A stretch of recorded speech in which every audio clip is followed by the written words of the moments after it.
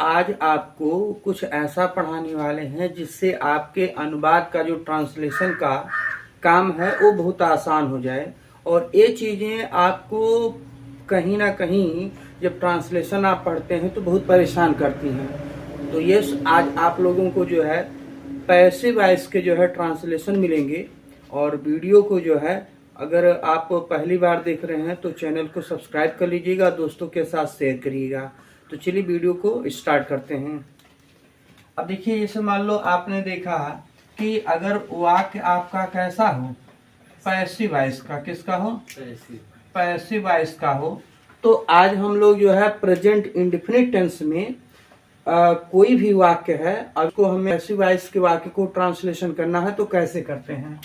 तो सबसे पहले हमें मालूम है कि पैसिव वॉइस है।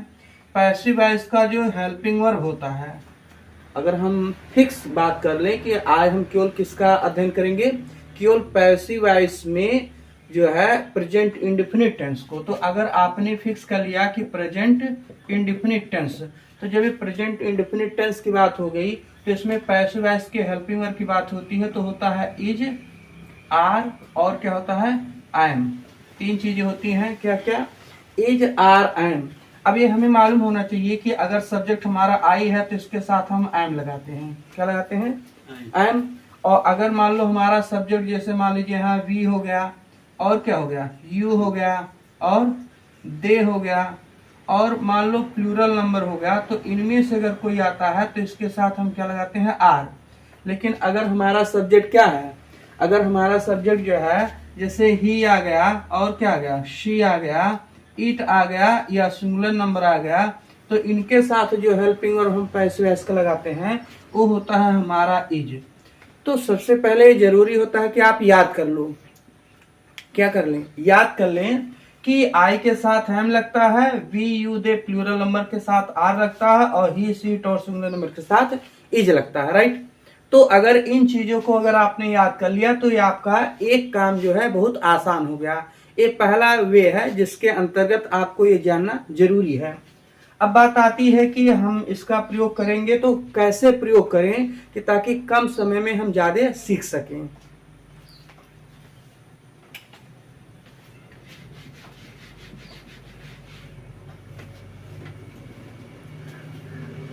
तो आपने देखा दोस्तों कि इज, आर, एम का हमने प्रयोग करना सीख लिया कि किस सब्जेक्ट के साथ कौन सी हेल्पिंग वर्ब लगती है। लेकिन अब आप देखेंगे कि जब बात होती है फार्मूले की, किसकी, फार्मूला की बात होती है, तो यहाँ पर क्या होता है कि आज हम जो है जैसा कि पहले भी बोल चुके हैं कि आज हम लोग केवल प्रेजेंट इंडेफिनिट जो टेंस है उसके अफर्मेटिव सेंटेंस के जो हिंदी वाक्य होते हैं, खासतौर पे पैसिव वॉइस के, उनको हम कैसे बनाएंगे। तो यहाँ पर हमें पता लगा कि जैसे मान लीजिए कि सब्जेक्ट हमारा हो गया, प्लस यहाँ पर आता है आपका इज, आर और एम, प्लस वर्ब का थर्ड फॉर्म, प्लस बाई और क्या होता है, ऑब्जेक्ट। तो इस तरह से आपको ये पता लगा कि ये हमारा जो है फार्मूला हो गया प्रेजेंट इंडेफिनिट टेंस के पैसिव वॉइस का। तो इसको हम बनाने, जैसे मान लीजिए यहाँ पर क्या लिखा है कि फूल मेरे द्वारा तोड़ा जाता है, तो ये हमारा वाक्य हो गया। अब बात आता है कि वाक्य कैसे आप पहचानोगे हिंदी वाक्य को कि ये प्रेजेंट इंडेफिनिट टेंस का है या नहीं है। तो यहाँ पर तो आपको मालूम है कि जो ता है, ती है, ते हैं, इससे पता लगता है वाक्य कैसा है, प्रेजेंट इंडेफिनिट टेंस का है। लेकिन यहाँ पर देखिए लिखा है तोड़ा जाता है, तो ता है से तो ये पता लगा कि ये वाक्य जो है किसमें है, प्रेजेंट इंडेफिनिट टेंस का है। लेकिन यहाँ जब लिखा जाता है फूल मेरे द्वारा तोड़ा जाता है, तो तोड़ा और जाता है में जाता है शब्द जरूर आया, लेकिन जाता है का कोई अंग्रेजी नहीं लिखा जाता। वास्तव में फूल तोड़ा जाता है, तो यहाँ पर अगर आप देखेंगे एक जाने की अंग्रेजी गो, जबकि गो की अंग्रेजी कोई मतलब जो है अलग से नहीं लिखना है, यानी जाने की कोई अंग्रेजी नहीं लिखना है। तोड़ा जाता है, तोड़ना जो है आपका ये क्या हो गया, तोड़ना जो हमारा है ये क्या हो गया, ये वर्ब हो गया। और वास्तव में इसी को थर्ड फॉर्म में लिखना है, यानी एक ही वाक्य में दो दो वर्ब आते हैं। एक बार तो मेन वर्ब जो इसका थर्ड फॉर्म लिखना है, और यहाँ जाता में गो का जब जाना शब्द आए, जाता आया है लेकिन इसकी अंग्रेजी ना लिखी जाए, तो इसी से पता लगता है कि ये वाक्य हमारा जो है पैसिव वॉइस में है। किसमें है? पैसिव वॉइस में है। तो अब यहाँ तोड़ा जाता है, जिसे लिखा है कि फूल मेरे द्वारा तोड़ा जाता है। तो सबसे पहले हमें सब्जेक्ट लिखना है। तो यहाँ पर जो सब्जेक्ट है उसको हम सोचते हैं कि कैसे लिखा, फूल मेरे द्वारा तोड़ा जाता है। तो यहाँ पर हमारा सब्जेक्ट क्या हो गया? फ्लावर। क्या हो जाएगा? FLOWER, flower. तो ये फूल हो गया। अब यहाँ एक वचन है तो इसके अनुसार इज लगाएंगे कि आर की एम, तो मालूम है सिंगुलर नंबर है, तो हो गया कि फ्लावर इज। अब तोड़ने की अंग्रेजी हमारा क्या होता है? Plug, PLUCKED, plugged. तो हो गया कि फ्लावर इज प्लग्ड, फूल तोड़ा जाता है। तो फ्लावर इज प्लग्ड। और बाई, अब मेरे द्वारा लिखा है, तो मेरे द्वारा का मतलब हो गया बाई मी। तो ये हो गया कि फ्लावर इज प्लग्ड बाई मी, फूल मेरे द्वारा तोड़ा जाता है। तो इसी तरह से जो है आप हिंदी वाक्य जो भी दिया गया है उसका हम जो है, जिसे कभी कभी क्या होता है ऑब्जेक्ट नहीं भी आता है, जैसे मान लो लिखा गया पत्र लिखा जाता है। तो अब यहाँ आप देख रहे हैं इसमें लिखा है कि पत्र लिखा जाता है, जबकि पहले में लिखा फूल मेरे द्वारा तोड़ा जाता है, यानी बाई प्लस ऑब्जेक्ट के रूप में जो आता है मेरे द्वारा। अगर ये नहीं दिया गया है तो जैसे इसमें लिखा है कि फूल तोड़ा जाता है, अगर इसको आप मेरे द्वारा हटा लीजिए तो फूल तोड़ा जाता है।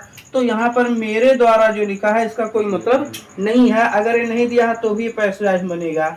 यहाँ देखिए जो लिखा है कि पत्र लिखा जाता है, तो पत्र लिखा जाता है में कौन लिखता है इस पत्र को कोई पता नहीं है, किसने लिखा ये नहीं मालूम है, लेकिन काम को जब वरीयता दिया जाता है तो वहीं पर हमें पता लगता है कि पैसिव वॉइस यूज किया जाता है। जैसे लिखा पत्र लिखा जाता है, तो क्या लिख देंगे यहाँ लेटर, और यहाँ प्रेजेंट इंडेफिनिट का वाक्य है लेटर इज, और WRITTEN रिटन। तो हो गया कि लेटर इज रिटन, पत्र लिखा जाता है। अगर यहीं पर लिखा होता मेरे द्वारा तो बाय मी हो जाता, तुम्हारे द्वारा तो बाय यू हो जाता, उसके द्वारा तो बाय हर हो जाता, उनके द्वारा तो बाय देम हो जाता, या ये लिखा होता है कि पत्र राम के द्वारा लिखा जाता है तो बाय राम हो जाता है।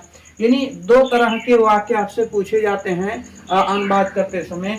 एक में जो है जो काम करने वाला है उसको भी जो है क्या करते हैं परिभाषित करते हैं, उसका भी यहाँ पर जो है जिक्र होता है। और एक ऐसा होता है केवल काम का जिक्र होता है, कौन इसको करता है इसका नहीं होता है। तो उम्मीद करते हैं कि आप इसको बढ़िया से समझे होंगे कि कैसे हम जो है हिंदी वाक्य जो पैसिव वॉइस में हो, खासतौर पे प्रेजेंट इंडेफिनिट में, उसको कैसे हम बना सकते हैं।